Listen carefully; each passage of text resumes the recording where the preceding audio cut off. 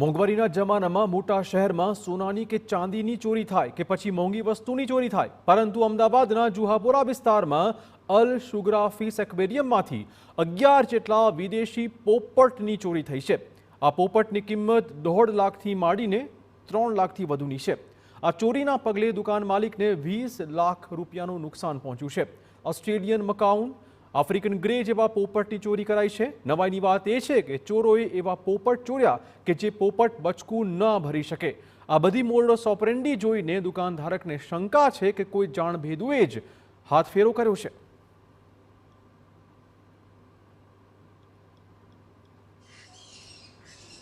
अगर रात को 3 बजे कोई आए थे बंदे, वो बंदे आकर दुकान की ये जो शटल है यहाँ से तोड़ के कांच वाँच तोड़ के यहाँ से अंदर घुसे हैं और अपने सब एक्सोटिक बर्ड्स आते हैं बाहर कंट्री के, जो पालतू बर्ड्स अपने यहाँ पे पालते हैं ना, वो वाले वो पूरे सब हेवी रेट के बर्ड्स थे, वो सब यहाँ से ले करके चले गए। केजेस इसके अंदर चले गए, बर्ड्स भी ले गए, फिर गले के अंदर थोड़ा बहुत कैश था वो कैश भी लेकर चले गए।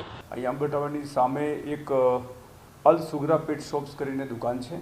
એનો માલિક છે મોહમ્મદ અકીફ શેખ કરીને, કે જે જુદા જુદા પક્ષીઓ લાવે છે, રાખે છે અને વેચે છે। એની પાસે એનું લાયસન્સ પણ છે। ગઈકાલ રાત્રે એ શોપ બંધ કરીને ગયા હતા અને સવારે એમને ફોન આવ્યો કે તમારું શટર તૂટેલું છે। એટલે એમણે આવીને જોયું તો એમને ત્યાંથી કુલ 11 જુદી જુદી પ્રકારના પોપટ, 3 પિંજરા અને 24,000 રોકડાની ચોરી થયેલી હતી। ભરૂચમાં વીજ કર્મચારીઓની એવી કરતૂત સામે આવી છે